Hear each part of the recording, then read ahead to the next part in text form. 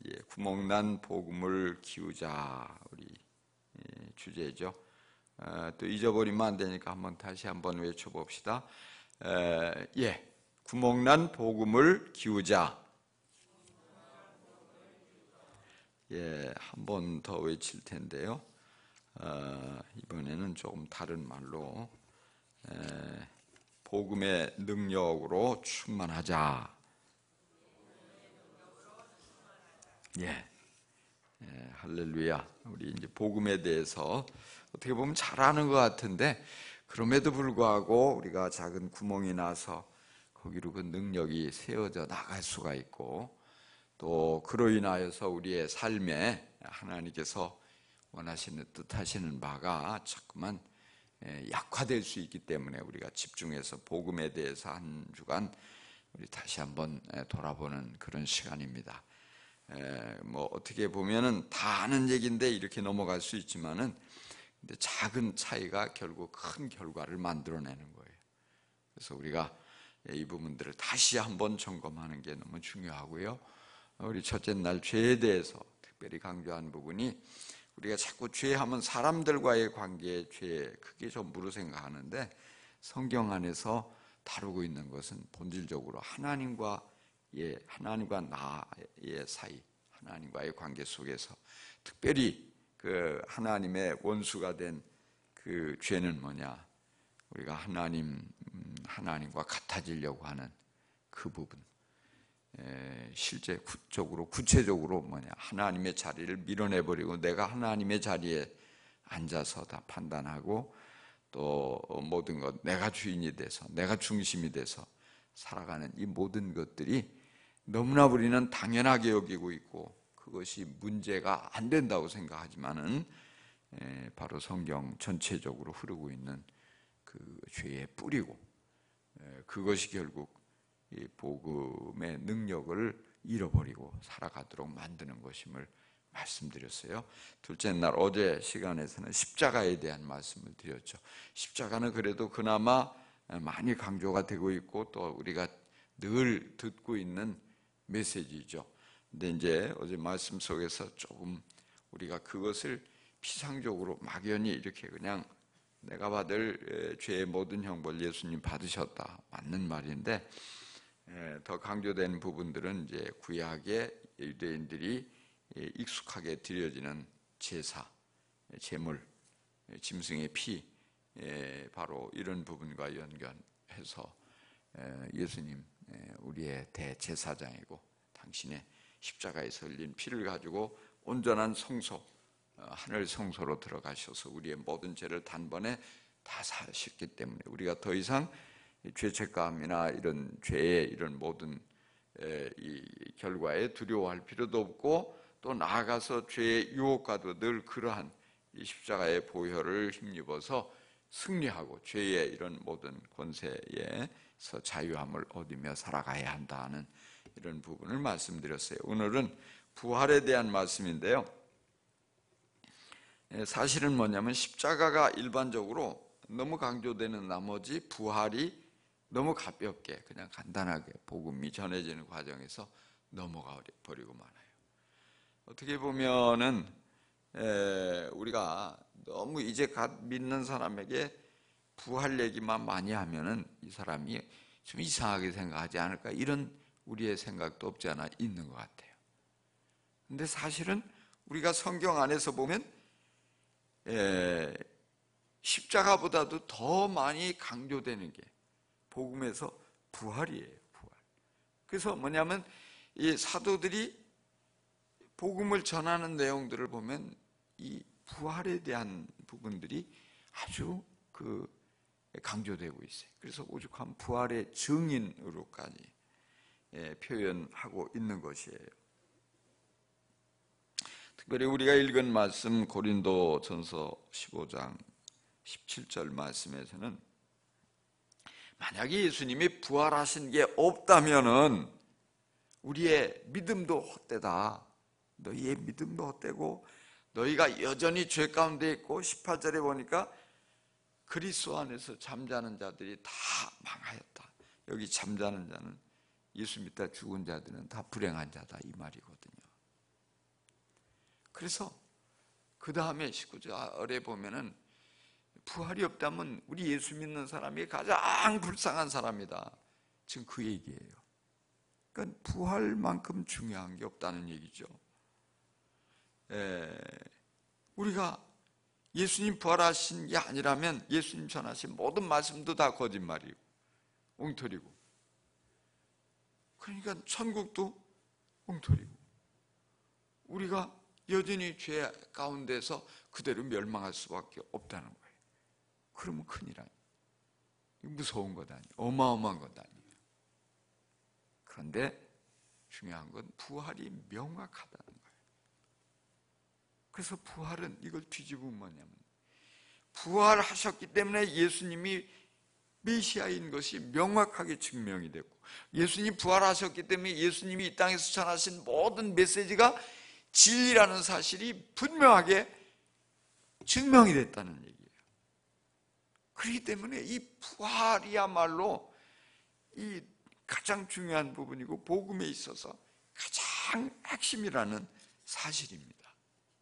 그래서 우리는 늘 이 부활하신 예수님을 늘 믿음으로 바라보면서 살아가야 돼요. 그럴 때 그 복음의 능력이 우리의 삶 속에서 충만하게 될 줄로 믿습니다. 부활이야말로 정말 이것은 그냥 당연한 교리가 아니에요.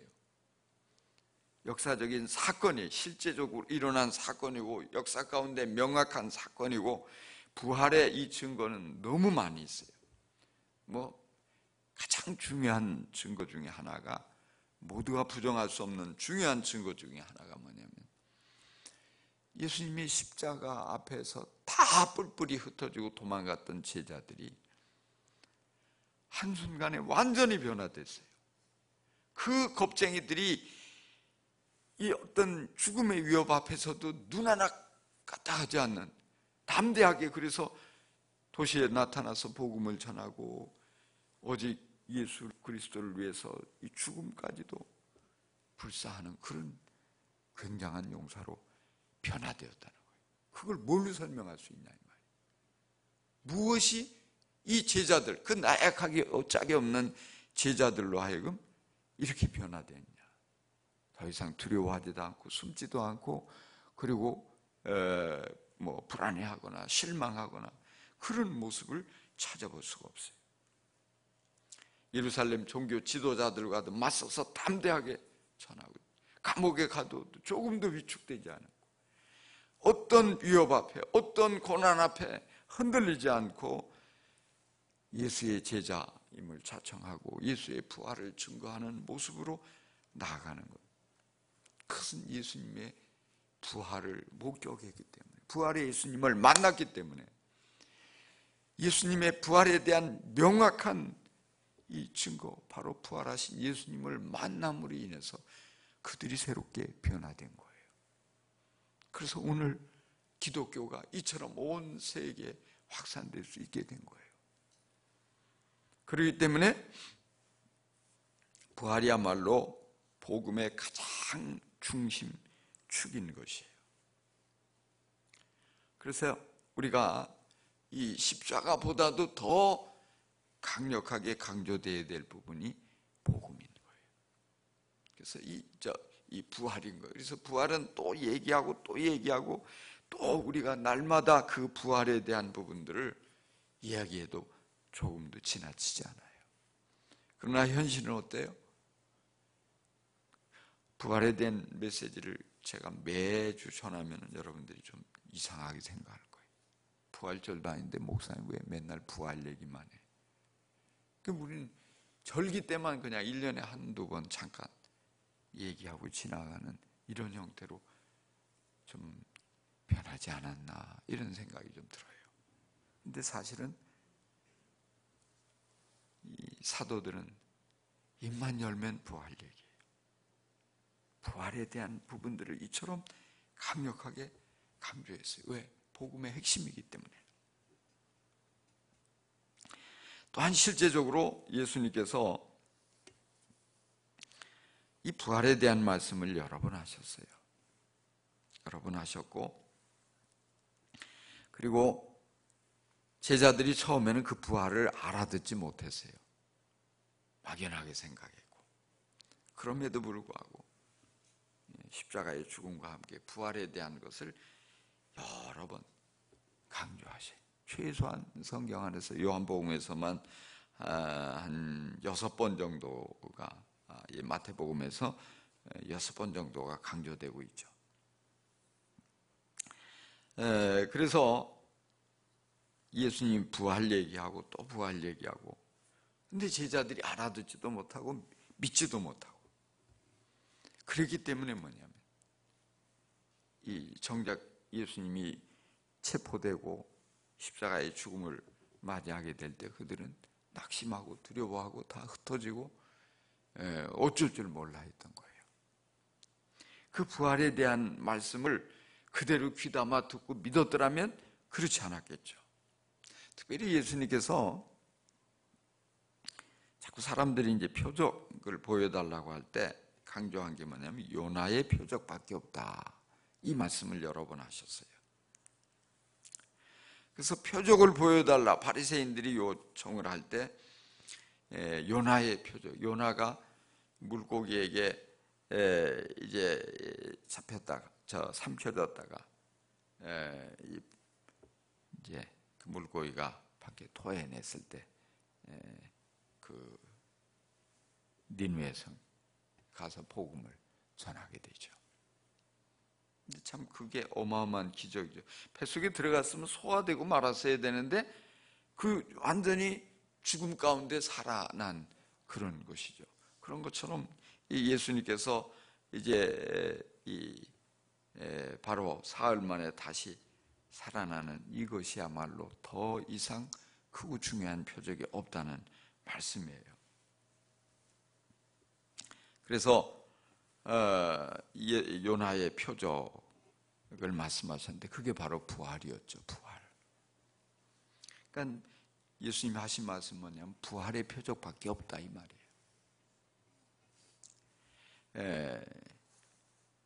부활을 바라볼 때 변화된다는 말씀이고, 부활을 통해서 예수님께서 하나님이 보내신 메시아 그분이심을 모두가 깨달을 수 있다는 그 말씀이에요. 부활을 통해서 진정한 이 변화가 일어나고, 부활을 통해서 진정으로 하나님께서 우리에게 약속하신 그 생명에 대해서 믿음을 가질 수 있다는 그 말씀인 거예요. 그래서 예수님 말씀하시기를 그걸 믿지 못한다.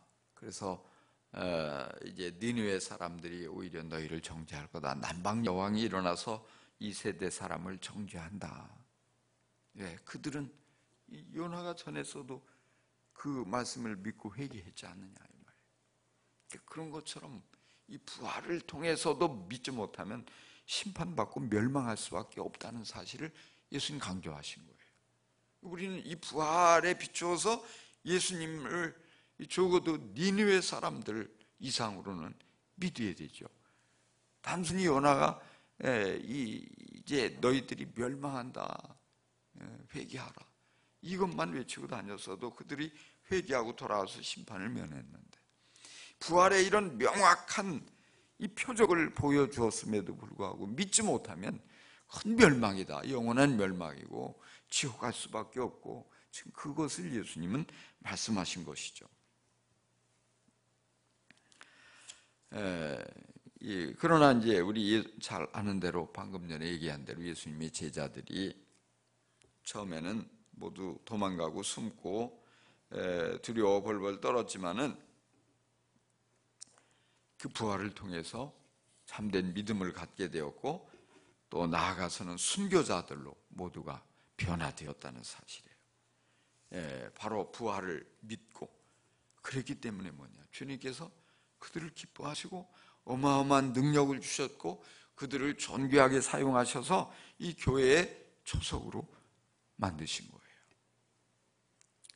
오늘 우리가 이와 같이 이 부활에 비추어서 참된 믿음을 갖고 정말 그 예수님을 향한 진실된 믿음을 가지고 변화되는 것, 그리고 그 믿음을 따라 살아가는 것은 이처럼 너무나 중요한 것입니다. 그래서 이 부활을 그럼 우리가 어떻게 더 명확하게 믿을 수 있는가? 무엇보다도 예수님께서 말씀하셨던 이 복음의 핵심이었어요. 예수님께서 그냥 뭐 우연히 어쩌다가 살아난 게 아니라 이미 말씀하셨고, 또 예수님 이전부터 여러 선자들을 통해서 성경대로 그 부활의 어떤 이 십자가의 죽음이 예언된 것처럼 부활에 대한 예언이 끊임없이 예언되었죠. 그래서 우리 15장에서도 그렇게 시작이 되죠. 3절에 보면 내가 받은 대로 먼저 너희에게 전하노니 이는 성경대로 그리스도께서 우리 죄를 위하여 죽으시고 장사 지낸 바 되었다. 성경대로 사흘 만에 다시 살아나사 말씀하고 있어요. 그러니까 예언되었던 말씀대로, 성경의 말씀대로 살아나신 것이다. 예수님께서 생전에 이제 십자가에 죽으시기 전에 말씀하셨던 그 말씀대로 살아나신 것이다. 이것이 중요하죠. 그래서 이 부활의 이런 모든 것들, 말씀하셨던 대로 이루어지심으로 그 모든 것이 진리임을 입증했어요. 그런데 사실 부활에 대한 얘기를 한 이는 예수님만이 아니에요. 어떻게 보면 제가 어릴 때 우리가 살던 그 고향에 금강이 있는데 그 건너편에 이 세도라는 작은 면이 있어요. 그런데 그때에 그 아주 그 큰 그 한때 유행처럼 바람을 부르는 게 뭐냐면 세일교라는 그런 이단이 있었거든요. 그래서 이유성이라는 사람이 세일교를 만들어 가지고 막 그게 들불처럼 막 번졌어요. 들어보셨는지 모르겠는데, 근데 이 이유성이라는 사람이 죽었어요. 근데 교인들이 이제 무덤에 묻어야 되는데 안 묻고 그냥 이제 못 묻게 막고 있는 거예요. 왜냐하면 부활한다고 떠들고 다녔거든. 부활할 거다 확신에 차가지고. 근데 결국에는 이 경찰이 강제로 교인들 제재하고 묻었어요. 왜냐하면 오래됐는데 안 묻으니까 이게 부패해가지고 막 악취가 나고. 근데 결국에는 뭐냐면 이 신천지가 거기에 뿌리거든요. 그 세일교가 그 당시에 그 주장하는 그 교리들이 그 뿌리예요. 세일교가 그 신천지의 뿌리라고 해요. 이제 저게 조금 있으면 어떻게 될지 여러분 지켜보세요. 지금 나이가 많거든요. 이만희 씨가. 안 죽는다고, 부활한다고. 근데 지금까지 그런 이단들이 그렇게 주장했던 거짓 그리스도들이 셀 수 없이 많아요. 우리나라뿐 아니라. 근데 한 사람도 부활한 사람이 없어요. 살아난다고 자기가 얘기해서. 그래서 정말 그 따르는 사람들이 살아난다고 확신했어요. 못 묻게 막고. 그러나 아무도 살아나지 않았어요. 부활의 첫 열매는 예수 그리스도 한 분밖에 없어요. 그럼에도 불구하고 그걸 왜 믿고 끝까지 고집스럽게 따라가고 그걸 합리화하고 뭐 마지막 날에 살아난다. 그거는 마지막 날에는 나도 살아나고 여러분도 살아나고 우리 모두가 다 살아나요. 그래서 첫 열매가 중요하죠. 예수님은 사흘 만에 말씀하신 대로 예언하신 대로 진짜 살아나서 제자들이 이렇게 변화되고 그 부활의 증인들이 수백 명이에요. 특별히 우리가 사도들의 변화를 얘기했습니다마는 사도들의 변화보다 더 놀라운 변화가 있어요. 그게 누구냐면은 예수님의 친동생 야고보예요. 야고보. 성경 안에서 보면 야고보는 처음에 예수님 미쳤다고 친척들 데리고 잡으러 다녔어요. 어떻게 보면 그런 것도 이해할 수 있어요. 왜? 어려서부터 같이 자라고 형하고 따라다녔을 거 아니에요. 같이 놀아주고 인간적인 모습을 너무 오래 보았는데 어느 날 갑자기 그리스도라고 세상 속에 나타나서 막 집도 떠나가지고 사람들하고 어울려 다니면서 뭐 하나님 나라에 대한 아주 황당한 얘기 막 하고 다니니까 이상해졌다, 우리 형이 이상해졌다, 아무래도 좀 귀신 들린 것 같다. 근데 사람들이 부추기니까 잡으려고 쫓아온 거예요. 그랬던 야고보, 예수님 믿지 않았죠. 예수님 살아다닐 때, 살아서 다니면서 무슨 말씀하셔도 믿지 않고 자꾸 이상하다고 생각하고 그랬던 야고보가 부활하신 예수님께서 그를 만나 주셨거든요.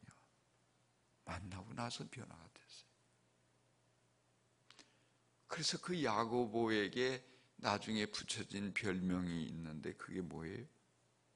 낙타무릎이에요. 낙타무릎. 얼마나 많이 기도를 했는지 무릎이 낙타 무릎처럼 그렇게 굳은 살이 박일 정도로 그 기도의 사람으로 변했어요. 그가 얼마나 훌륭한 믿음을 가지고서 그렇게 살았는지 사람들이 존경해서 나중에는 예루살렘 교회 담임 목사가 됐어요. 교회의 중심 인물이 된 거예요. 이렇게 된 건 단순히 육신적으로 내가 알았는데 부활하신 예수님을 보고서 이분이 나의 육신적인 형으로만 알았는데 그게 아니고 하나님의 보내신 메시아, 그분이 확실하구나. 부활의 예수님을 만나고 야고보가 완전히 변화된 거예요. 그리고 복음을 전하는데 앞장선 인물이 된 거예요. 또 있죠. 바로 바울, 박해자 사울.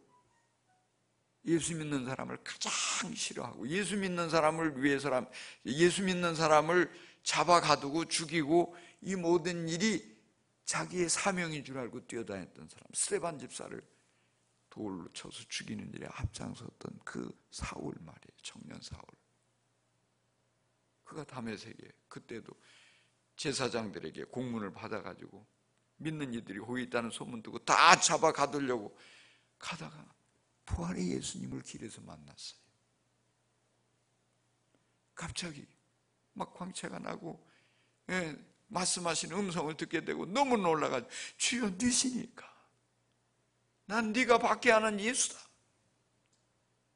주여 내가 무엇을 하리까.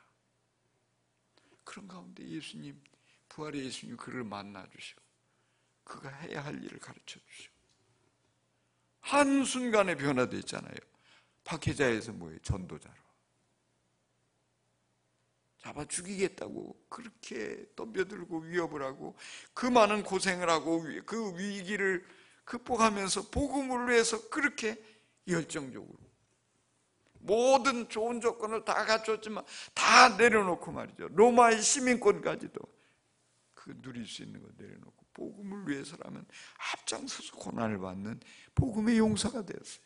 어떻게 그가 무엇이 그를 그렇게 변화시켰어요? 부활의 예수님을 만난 거예요. 만난 거예요.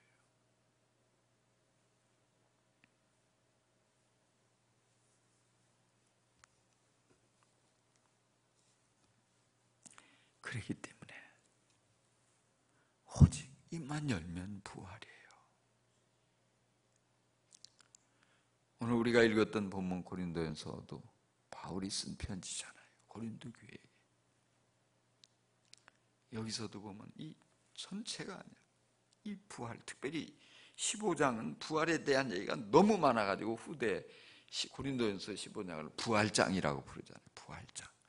부활에 대한 너무 상세히 강력한 메시지가 담겨 있는 거예요. 이 사도들도 특히 보면은 그 메시지의 핵심이 부활이에요. 사도행전 2장에서 보니까 성령님이 교회에 임했거든요. 그래서 막 120명의 이 성도들이 교회에서 기도하다가 하나같이 다 성령 충만해지고 막 방언을 말하고 은사를 체험해가지고, 그러니까 이게 도대체 무슨 얘기인가? 예루살렘 사람들이 다 와서 구경하는 거예요. 웬일인가? 도대체 미친 건가? 도대체 어떻게 이 사람들이 우리 각 지역의 예루살렘에 그 당시 오순절에 절기를 지키려고 몰려왔던 유대인들, 근데 우리가 태어난 곳, 온 전 세계 여러 지역에 그 지역의 방언을 이 사람들이 예루살렘 밖에 나가보지도 않은 사람들이 어떻게 이런 언어로 막 우리에게 복음을 전하냐 깜짝 놀란 거예요. 그래서 어안이 벙벙해서 모두 눈이 동그래가지고 쳐다보는데 베드로가 딱 나타나서 복음을 전하죠. 부활의 메시지를 전하는 거 이때. 그 메시지를 듣고 3,000명이 남자만 3,000명이 그때 예수 믿겠다고 헌신하잖아요. 사도행전 3장에 보면 무슨 일이 있어요? 성전 미문에 올라가다 베드로와 요한이 안전병이 만나가지고 구걸하는 그에게 복음의 능력으로 명령을 해서 벌떡 일으키잖아요. 안전병이가 일어나서 뛰고 걷고 춤을 추고, 그러니까 이게 듣도 보도 못한 놀라운 일이 일어나니까 막 사람들이 안전뱅이가 일어났대. 글쎄 그 민문에 앉아서 늘 구걸하던 아무개가 일어나가지고 지금 춤을 추고 막 뛰어다니고 난리가 났어. 그래서 그 소문을 듣고 사람들이 구름대처럼 몰려온 거예요. 다시 베드로가 설교를 하죠. 그때 뭘 전했어요? 부활의 메시지. 예수님 부활하셨다. 어떻게 보면 아주 그 심플해요. 그 메시지가 그냥 그게 복잡 미사려가 있고 그런 게 아니에요. 단순하게 원색적으로 예수님 부활에 대한 메시지를 전하고, 그러니까 그 말씀을 듣고 그날 5,000명, 남자만 5,000명이 예수님을 믿겠다고 하는 거예요. 계속해서 사도행전 4장에서도 부활에 대한 그런 내용들이 이어져가고 계속 담대하게 5장에 보면 자신을 부활의 증인이라고 베드로가 소개를 하고 있죠. 도마는 어땠나요? 도마는 요한복음 11장에 보면 상당히 용감한 인물이에요. 우리는 그냥 그 의심꾸러기만 생각하는데 아주 굉장히 용감무쌍했어요. 왜냐하면 예수님께서 야, 우리 형제 나사로가 죽었다. 지금 그 얘기를 하는 거예요. 참. 그러면서 그걸 깨우러 가자. 그러니까 다른 제자들은 겁이 나가지고 전부 멈칫 망설이는데 이때 도마가 우리도 주와 함께 죽으러 가자. 좀 상당히 생뚱맞은 것 같아. 그런 면들을 볼 때 아주 용감한 제자죠. 용감한 제자. 그랬던 도마가 요한복음 14장으로 가니까 좀 혼란스러운 모습이 있어요. 그래서 예수님께서 이제 요한복음 14장에서 보면 이제 부활에 대한 십자가의 죽음과 이런 메시지들을 하니까 이 도마는 제가 한번 봐야겠네요. 왔다 갔다 하니까 요한복음 14장 5절 말씀 한번 같이 읽어봅시다. 14장 5절 뭐라고 도마가 얘기하는지. 요한복음 14장 5절 우리 한번 같이 읽어보겠어요. 시작. 도마가 이르되 주여 주께서 어디로 가시는지 우리가 알지 못하거늘 그 길을 어찌 알겠사옵나이까. 그러니까 지금 이 말씀의 배경이 뭐냐면 예수님이 이제 십자가의 죽음에 대한 메시지를 하시면서 이제 내가 이제 너희를 떠나간다. 근데 걱정하지 마라. 내가 막 근심하지 말고 나를 믿어라. 내가 너희들을 위해서 처소를 예비하러 가는 거다. 이런 얘기들을 쭉 얘기해요. 그 거처를 예비하면 내가 다시 와서 너희를 데려갈 거다. 그러니까 이런 상황에서 도마가 상당히 혼란스러웠던 것 같아요. 그러니까 주님 어디 가는지 우리가 모릅니다. 그런데 어떻게 우리가 그 갈 길을 알겠습니까? 그러니까 막 용감하게 그렇게 주와 함께 죽으러 가자 할 때와는 또 조금 다른 모습이에요. 혼란스러워, 혼동이 되고 주님에 대해 도대체 이분이 뭔 얘기를 하는 거예요? 이분이 실체가 뭐야? 이랬던 것 같아요. 그랬다가 이제 요한복음 20장에서 그 예수님 부활하시고서 첫 번째 주일날 제자들이 모인 곳에 나타났잖아요. 근데 그 자리에 하필이면 도마가 없었어요. 무슨 바쁜 일이 있었는지 아니면 뭐 누구 만나러 갔는지 어땠는지 다른 제자들 다 있는데, 그래서 딱 오니까 도마야, 우리가 주님을 만났어, 주님이 부활하셔서, 모두가 그 얘기를 한단 말이에요. 그러니까 아니 나만 빼고 나를 놀리려고 이들이 짰나 이렇게 생각하고 이제 그러죠. 무슨 소리냐고, 내가 주님에서 그 십자가에 못 박힌 거 분명히 봤는데 그 못자국에 손가락 넣어보지 않고는, 그 창자국이 있는 옆구리에 내가 이 손가락 넣어보지 않고는 나 못 믿겠다 그랬잖아요. 그 말을 했기 때문에 그냥 이 평생 2000년 동안 의심꾸러기 낙인이 찍혀버렸어요. 의심했던 인물, 못 믿었던 인물이죠. 근데 그 다음 주일날 도마도 있는 그 자리에 예수님이 또 나타나셨거든요. 그 도마에게, 야 도마야, 너 의심 없는 자가 되지 말고 네 와서 여기 창자국 있으니까 보고, 못자국 있으니까 보고, 너 만져보고, 그리고 더 이상 의심하지 마라. 그때 만졌을까요? 안 만졌을까요? 넣어봤을까요? 안 넣어봤을까요? 어떻게 거기다가 손가락을 넣어봤겠어요? 부활의 주님 만나고 나니까 깜짝 놀랐죠. 그리고 나서 도마가 믿음이 충만한 모습이 돼요. 그래서 믿음의 고백을 하죠. 유명한 고백. 도마의 신앙 고백이 뭐예요? 나의 주시오, 나의 하나님이십니다. 예수님께 대한 진정한 진실한 믿음의 고백을 하는, 비로소 바로 나의 주님이십니다, 나의 하나님이십니다. 주님이야말로, 선생님이야말로 정말 하나님이셨군요. 사람으로 이제까지 알고 있었던 거예요. 단순히 죽으면 끝나는 사람으로 알았는데 우리와 같은 사람이 아니라 죽음의 권세도 이기는 하나님이셨군요. 이제까지 말씀하신 모든 것들이 다 진리였군요. 그대로였군요.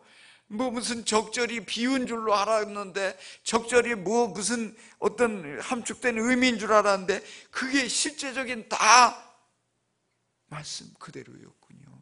그 앞에 무릎을 꿇고 신앙을 고백하고, 그래서 그는 그 후로 뒤돌아보지 않고 온전히 부활의 확신을 가지고 복음을 증거하다가 순교한 순교자가 되잖아요.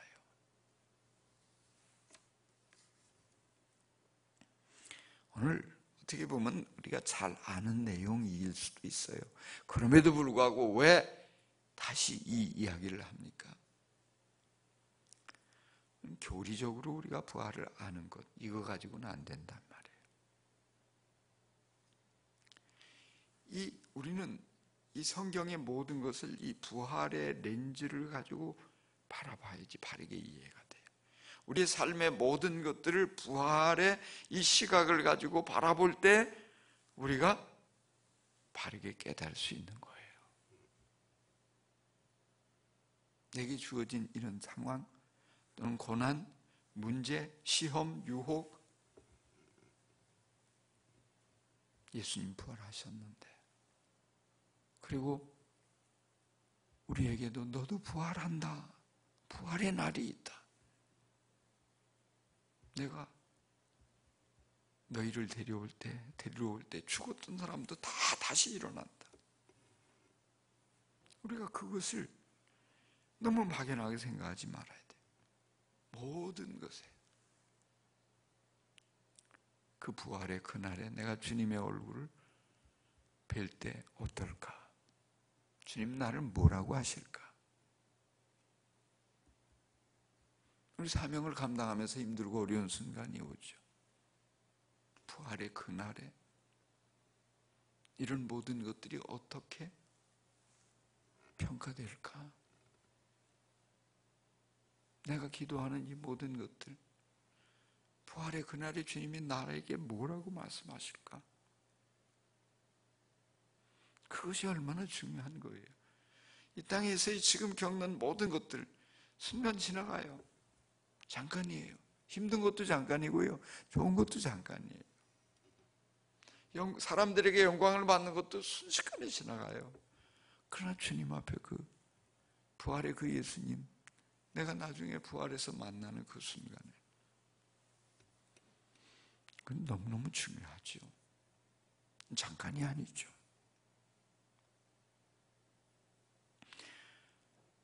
여러분, 우리 성경 속의 그 사람들이, 초대교회 그 예수님의 그 제자들이, 사도들이, 초대교회 성도들이 무슨 생각을 하면서 그 순교를 했을까요? 그 힘들고 어려운 모든 환경 속에서 사람들의 비웃음과 그 위협과 온갖 고생을 감수하면서 복음을 위해서 자신의 삶을 그렇게 불살랐을까요? 부활의 예수님을 만나고 나니까 인생이 새롭게 보이죠. 새롭게 해석이 되어지는 거예요.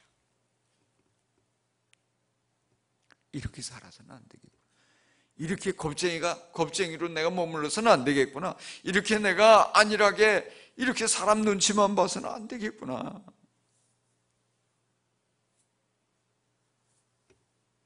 주님 뭐라고 하셨는데, 그게 모두가 다 진리인데, 주님께서 나를 위해서 예비한 것들이 이렇게 영원한 것이고 이렇게 정말로 복되고 귀하고 가치 있는 것인데, 하나님의 나라인데, 그렇죠. 우리 복음의 관점에서 바라보면요, 더 이상 내가 내 마음의 주인이 돼서 내 욕심대로 살 수가 없어요. 그 좋으신 예수님, 내 삶의 주인으로 매 순간 인정하고 살아가는 그것이 얼마나 중요하고 얼마나 가치 있어요. 우리 한번 오늘 하루를 좀 한번, 이 하루만이라도 여러분 좀 부활을 좀 많이 묵상했으면 좋겠어요. 순간순간 좀 부활하신 예수님. 예수님 부활하셨다. 예수님 부활하셨는데 이게 내게 무슨 의미가 있지? 주님의 부활과 내가 무슨 상관이 있지? 좀 심각하게 한번 고민해 봤으면 좋겠어요. 너무 먼 옛날 얘기로만 돌리지 말고요, 나와 상관이 없는 그냥 그런 어떤 것을 그냥 그렇게 단정하지 말고요, 주님께서 부활하셨을 뿐 아니라 분명히 우리들에게 생명의 부활을 약속하셨잖아요.